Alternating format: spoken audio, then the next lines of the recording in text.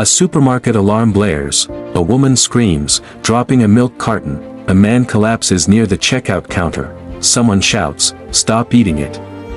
It's not safe." Cut to darkness, a whisper, "Who changed the dates?" Again.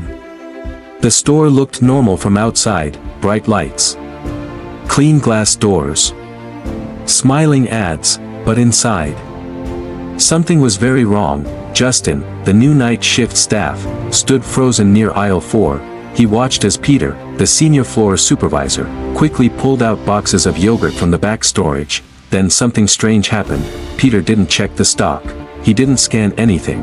Instead, he pulled out a small label printer and started printing new expiry dates. Justin blinked. "Sir, those expired last week." Peter didn't even look at him. "Expired is just a word," he said calmly. "Customers don't read. They buy what looks fresh." Justin's heart dropped. From the corner of the store, Albert, the store manager, walked in. He adjusted his suit like nothing was happening, everything under control. Albert asked. Peter nodded. "Fresh labels done." Justin stepped forward. "Sir, we're selling expired food." Albert smiled coldly. "We are preventing waste." At that moment, a woman named Alice Amelia entered with her child.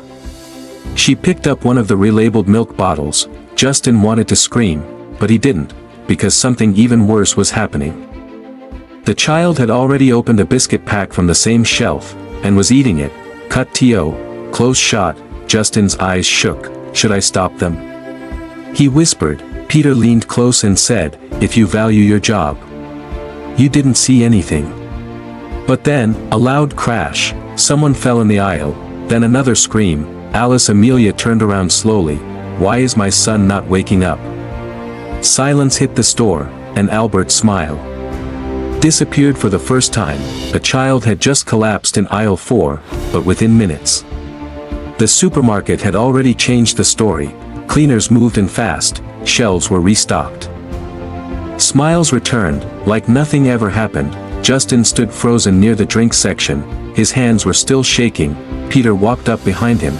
"You're still looking at that aisle," Peter said calmly. Justin didn't turn. "That boy didn't just fall like that." Peter sighed like he was tired of hearing truth. "In retail," Peter said, "customers fall. Customers leave. That's life." Justin finally turned. "We sold expired food, didn't we?" A pause. Peter's eyes hardened slightly, then softened again. "You're new here," he said quietly. "So I'll forgive that sentence." Justin stepped closer. "Answer me." Before Peter could respond, Albert's voice echoed through the store speakers. "Dear customers, your safety is our priority. Thank you for choosing us." Justin looked up at the speaker. Peter leaned in and whispered, "In this store, the truth doesn't get repeated twice." That night, Justin checked CCTV access on a stolen login. The footage of aisle 4 was gone, completely erased, not deleted. Replaced, now showing a clean, empty aisle, as if nothing had happened. Then his phone vibrated. "Unknown number, you're watching the wrong things. Stop before you disappear too." Justin dropped the phone, because he realized something terrifying. Someone was already editing reality. Justin came early the next morning, not to work, to confirm, to prove he wasn't imagining things. He followed Peter carefully from a distance. Peter moved like he owned the building itself, confident. Calm. Untouchable. Then he stopped, at a blank wall in the storage section, no sign. No door, just paint. Peter pressed a hidden switch. Click.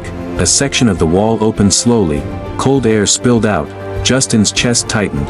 Peter entered. Justin waited 3 seconds, then followed. Inside was not a store. It was something else. A hidden room filled with stacked crates. Every crate marked fresh stock. But when Justin looked closer, the dates told a different story. Months old. Rotting underneath new labels, he stepped back in shock, then saw Albert, standing in the middle like a king, talking calmly with suppliers. "No waste," Albert said. "No loss. Only rotation." A supplier hesitated, and if someone gets sick? Albert didn't blink, then it becomes a rumor. Not a report. Silence dropped like a stone. Justin accidentally kicked a loose box. Thud, everything stopped. Peter turned first. Slowly, Albert followed, both now staring into the darkness. Someone's here, Peter said calmly. Footsteps approached. Closer, closer. Then Albert spoke into the dark. Justin. Come out. Justin couldn't breathe. Albert added softly, we didn't hire you by accident. We hired you because you would look. The next morning, Justin didn't go straight to work. He stood outside the supermarket for 10 minutes, watching people enter like nothing was wrong, laughing, buying food, trusting everything, but inside his head. Nothing felt normal anymore. Yesterday was not a mistake, it was a system. Justin finally walked in. Peter was already at the entrance, like he was waiting.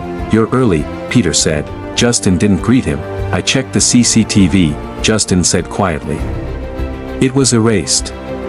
Peter didn't react. That's above your pay grade. Justin stepped closer. People are getting sick. Peter finally looked at him properly, for the first time. No patience in his eyes. Listen carefully, Peter said. You are not here to investigate anything. Justin frowned. Then why am I here? A pause, a long one, then Peter said something that made Justin freeze. You think you applied for this job? Justin blinked. Peter continued calmly, you didn't. Justin felt his stomach drop. What are you talking about? Before Peter could answer, Albert's voice came through the store intercom again, all staff to positions. Today will be a busy day.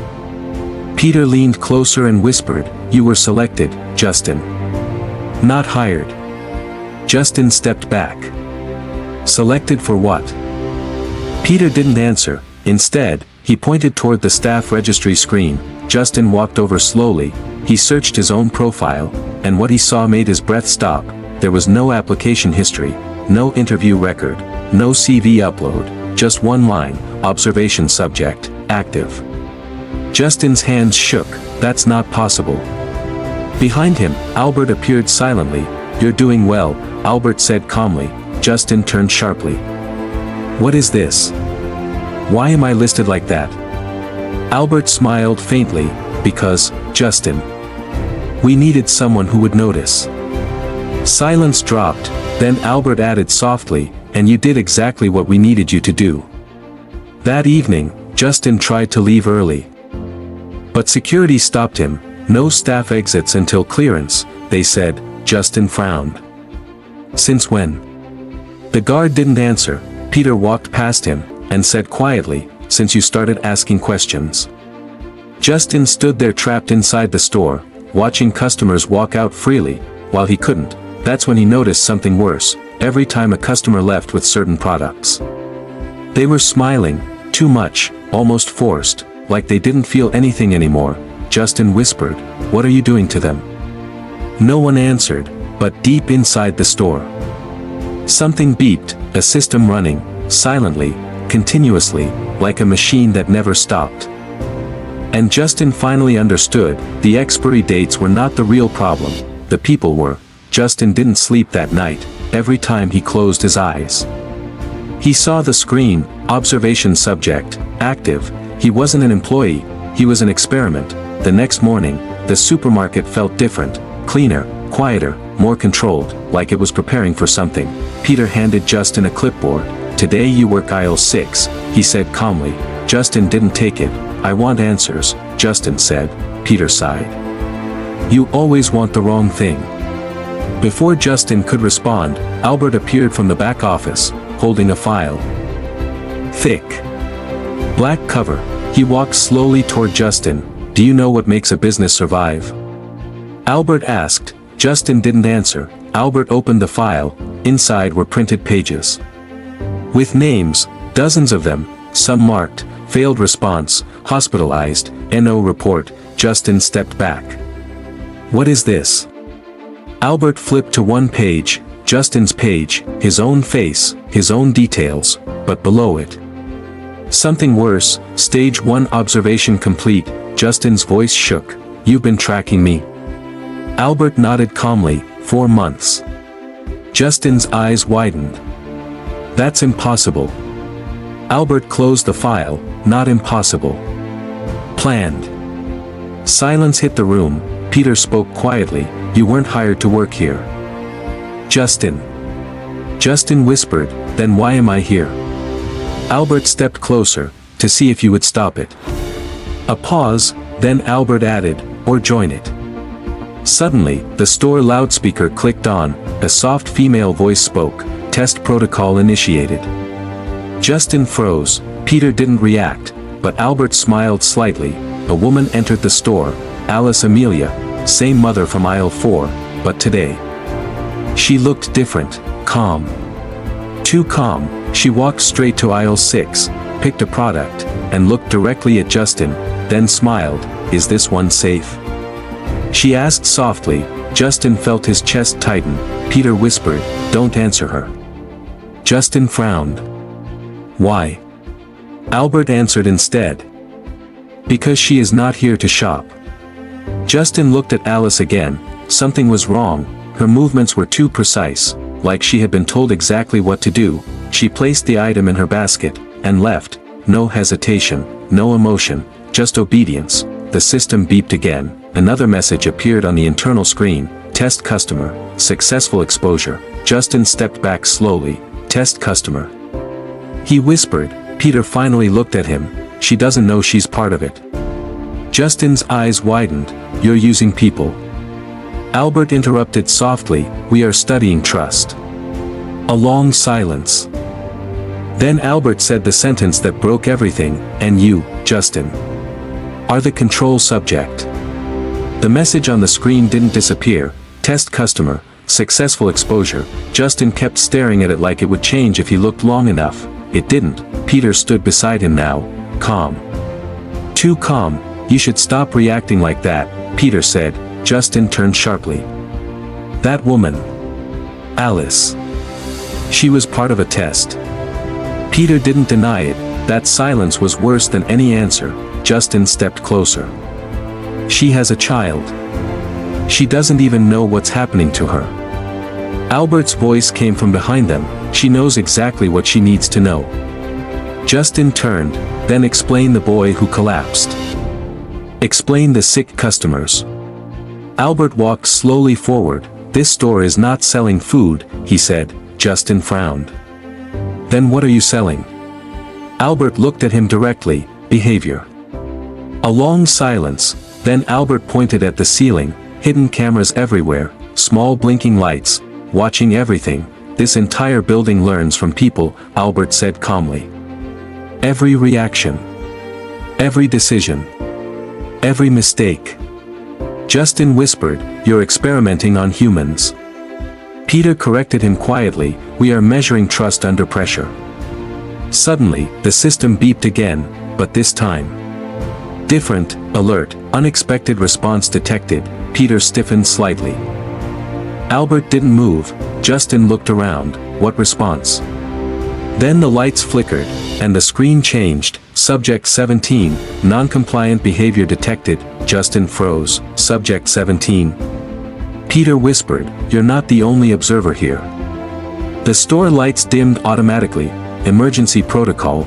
Justin felt his chest tighten. Peter stepped back slightly. That never happens unless. Peter stopped himself. Justin turned. Unless what? Albert didn't answer. Instead, every screen in the store switched on, all at once. Cameras. Registers. Wall displays. And a voice came through the system, not Albert's, not Peter's, a new voice, calm. Female, you are watching them make the same mistake again.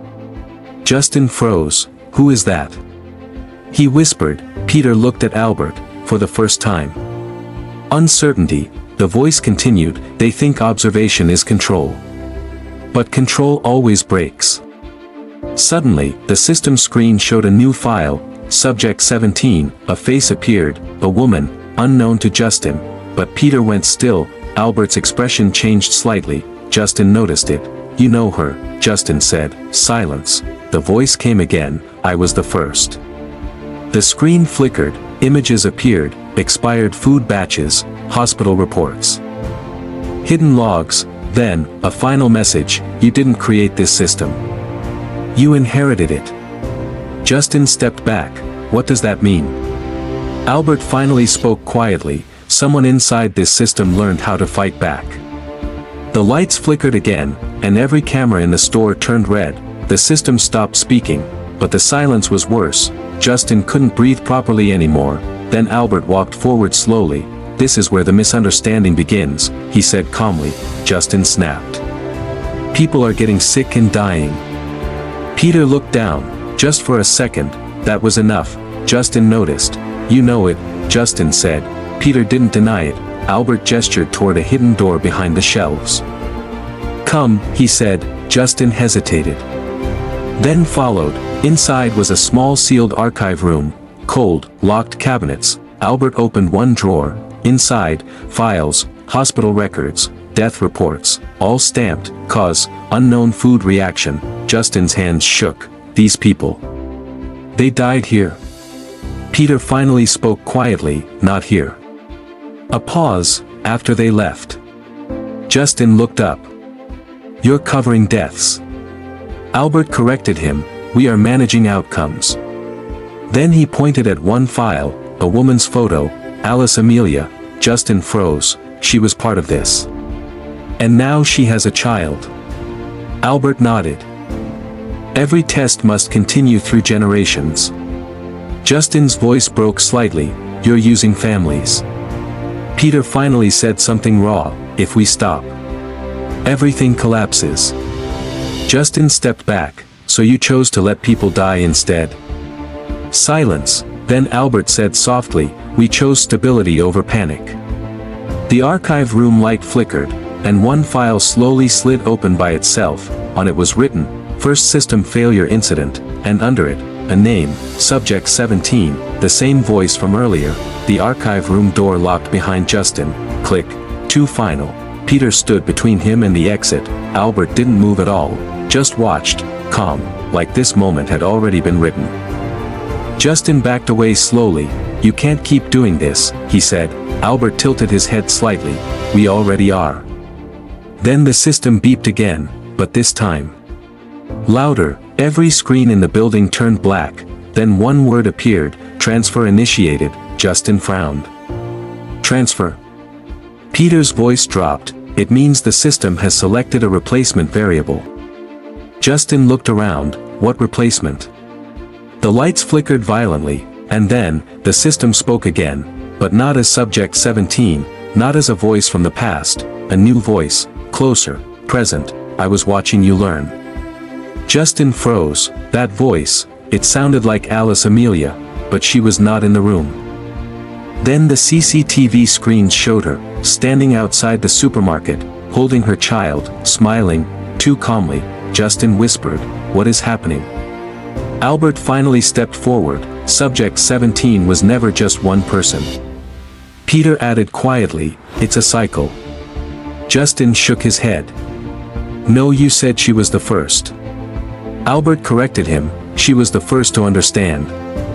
The screens changed again. Alice Amelia's face appeared on every monitor, but now her expression was different, blank, controlled. The system voice returned, now I understand you too. Justin stepped back. You're turning her into part of this. Peter didn't answer. Because he knew it was already happening. The system beeped one last time. New subject confirmed, and under it, Justin. Justin's breath stopped. Albert spoke softly, you should have left when you had the chance. The doors locked automatically. One final message appeared, observation continues. The supermarket was silent, too silent. No customers, no announcements, only the hum of machines. Justin stood in the center aisle, no longer moving. Peter was gone, Albert was gone, only the system remained. A voice spoke softly through every speaker, observation complete. Justin looked around, what do you want from me? He whispered. The system responded, truth is not needed. Reaction is. The lights above him flickered, then every screen showed him, walking, working, reacting, failing, every moment recorded, every emotion studied. Justin whispered, I'm not part of your system. A pause, then the voice replied, "You already are." Suddenly, the supermarket doors opened. Alice Amelia walked in, but she didn't look confused anymore, she looked aware. She walked straight to Justin, and said softly, "They didn't build this to sell food." Justin froze. "They built it to see who breaks first." Silence. Then she added, "And now they know." Justin whispered, "Know what?" Alice looked at him calmly. "That fear spreads faster than expiry dates." The system beeped one final time. Observation complete. Lights shut down. Darkness. Then, a final message appeared on a single screen: "New experiment location preparing." Justin stepped back slowly. "This isn't over." Alice nodded. "No," she said, "it's just being copied somewhere else." Black screen. Life lesson: not everything that looks normal is safe. Systems that appear clean, organized, and professional can still hide dangerous truths, when power is not questioned. It grows into control, and when truth is ignored, people become part of the system without realizing it. The story shows that silence, fear, and blind trust can be more dangerous than open danger itself. If this story made you think deeply, don't just scroll away. Kindly like, comment and subscribe for more psychological thriller stories. Share this story to someone who needs to question what they accept blindly.